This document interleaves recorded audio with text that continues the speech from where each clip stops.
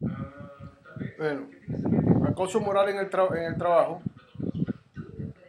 Tuve un proyecto de Marie-France Irigoyen,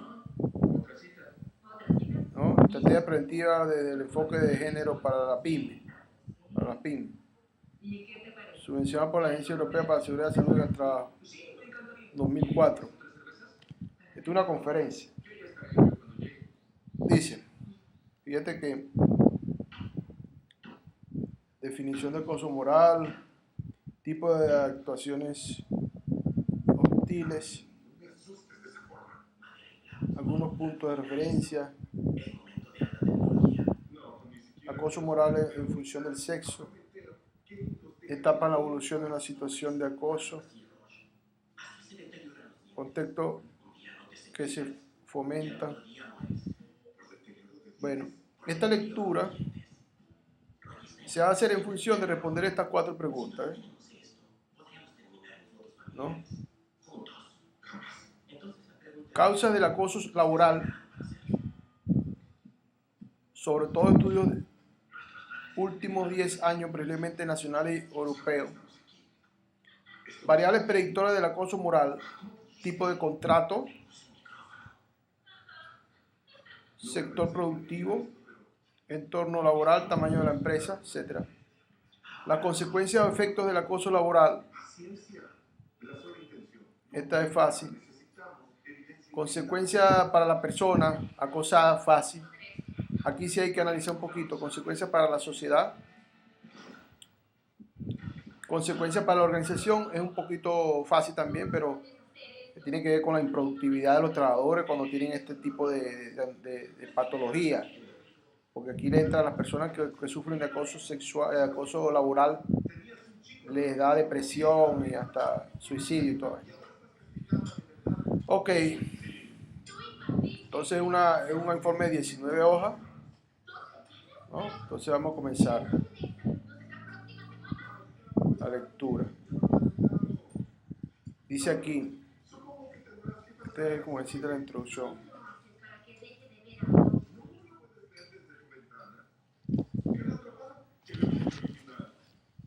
Ahí dice, tras la publicación en septiembre de 1998 de mi primer libro, o sea, esta cara Francis Irigoyen, El acoso moral, y este es el acoso moral en el trabajo, el maltrato, acoso moral, el maltrato psicológico en la vida cotidiana, así se llama el libro, en Francia fue surgiendo, tanto en los medios de comunicación como en el mundo del trabajo, el concepto de acoso moral.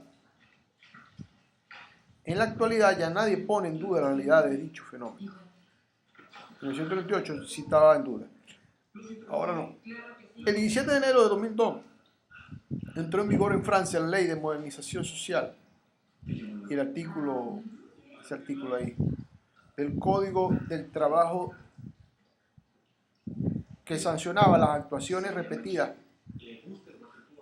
que tienen como efecto una degradación de las condiciones de trabajo susceptible de causar perjuicio a los derechos y a la dignidad del trabajador, de manera de alertar su salud física o mental y de poner en riesgo su futuro profesional.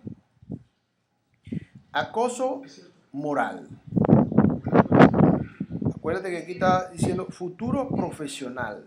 O sea, es como que si esto fuera un concepto de acoso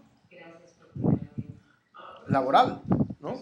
Y si vamos aquí a esta pregunta, dice causa del acoso moral, yo puedo poner aquí este concepto, si vamos al caso, ¿no? Este conceptico lo puedo colocar aquí, ¿no? Lo puedo colocar aquí como concepto de acoso moral, ¿no?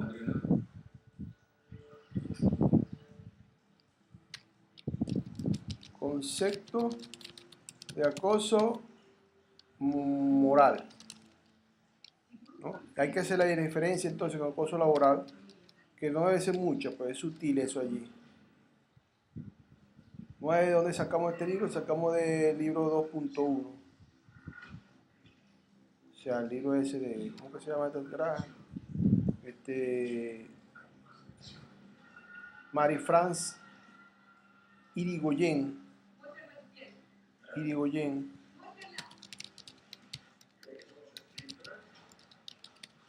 Ok. Ok, dicha ley fue modificada el 4 de enero de 2003.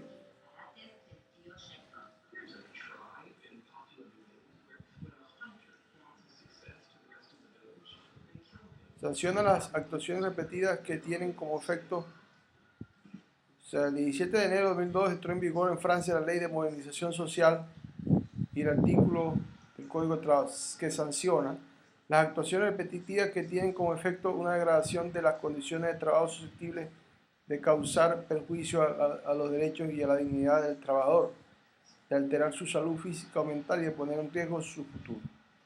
Esto puede ser un parafraseo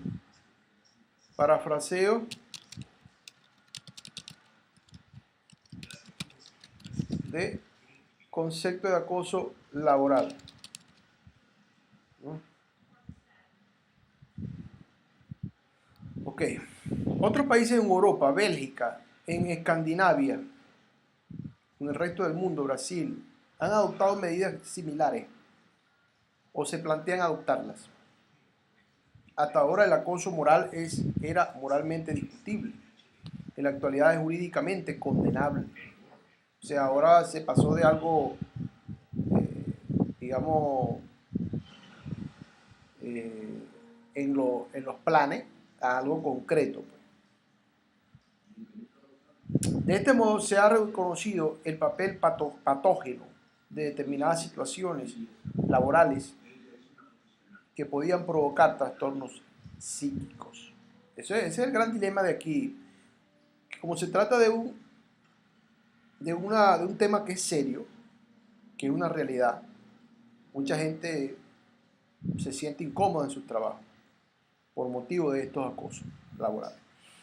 Pero en Francia, dice, a raíz de una serie de sentencias emitidas después de la publicación de la ley, algunos trabajadores se han sentido decepcionados, pues esperaban que los fueran a comprender mejor, en tanto que algunos responsables se han visto acusados de acoso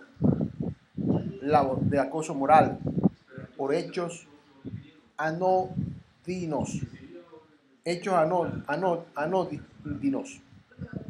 Ello nos obliga a ser muy exigentes en cuanto a la definición de acoso moral. Aquí sí te va la concesión. Hay que evitar que una focalización excesiva sobre la pareja acosado lleva a olvidar la violencia del mundo del trabajo en sí, que han permitido que surgiera este tipo de agresión. Lévi-Strauss habla, refiriéndose a la brujería de eficacia simbólica. Para que exista un acto de brujería es preciso un brujo, una víctima y además una opinión colectiva que les dé crédito. El acoso moral no es posible a menos que el contexto lo permita. No sé qué quiere decir con eso.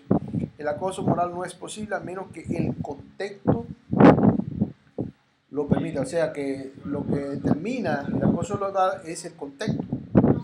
Lo que determina el acoso moral es el contexto. Esto. Parafraseo.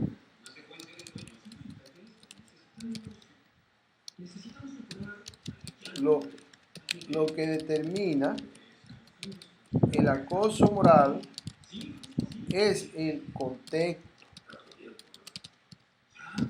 Eso es.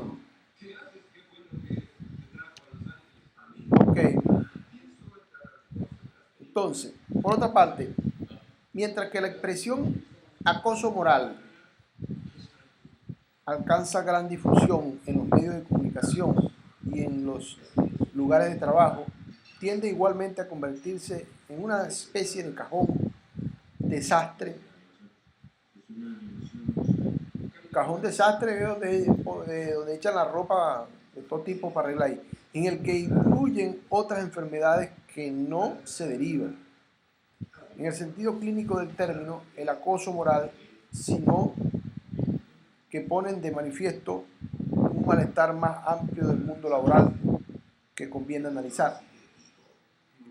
Da la sensación de que al sacar a la luz el acoso moral, se hubieran destapado al mismo tiempo otros males hasta entonces ocultos y que ahora tienden a encubrir los casos auténticos de acoso moral. La legislación francesa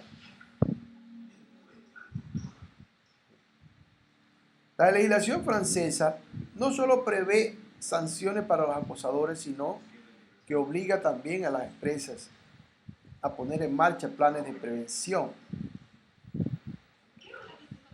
El jefe de la empresa ha de tomar todas las medidas necesarias con el fin de evitar estas actuaciones. Eso es en Francia. En Francia, en los años tal, se hizo esta cosa. Lo único que hay que lamentar es que la ley no prevea, como sucede en Bélgica o en Quebec, las distintas etapas de la mediación. Es inevitable que haya en las empresas individuos perversos y destructivos, pero en caso de agresión es preciso intervenir inmediatamente e incluso anticiparse, porque cuando se da cuenta de un caso, ya es demasiado tarde para la víctima, que entonces lo que necesita sobre todo es tratamiento médico y psicoterapéutico, y también es demasiado tarde para la empresa, que tendrá que hacer frente a querellas judiciales. Hay que intervenir cuando se habla sencillamente de un problema y no de una agresión. Se trata entonces de prevención y de gestión más que de mediación. Una prevención eficaz ha de actuar sobre los diferentes factores, a nivel tanto de las personas como de los métodos de gestión y de los contextos que fomentan la generación de acoso. En términos generales, la prevención del acoso moral ha de incluirse en la prevención de riesgos laborales, porque la salud en el trabajo, incluida la salud psíquica, es un derecho fundamental de los trabajadores. Esta parte sí es interesante, ¿oíste? Esta parte.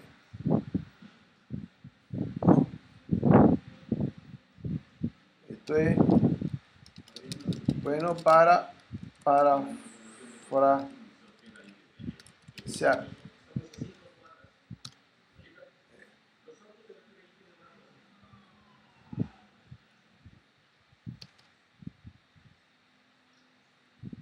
Ok.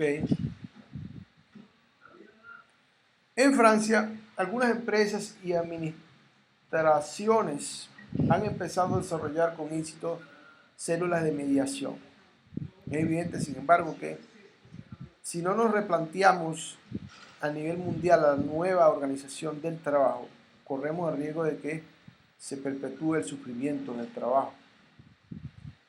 Analicemos en qué medida la aparición de este concepto nuevo ha afectado a los trabajadores franceses y cuáles son las desventajas y los inconvenientes de una legislación específica.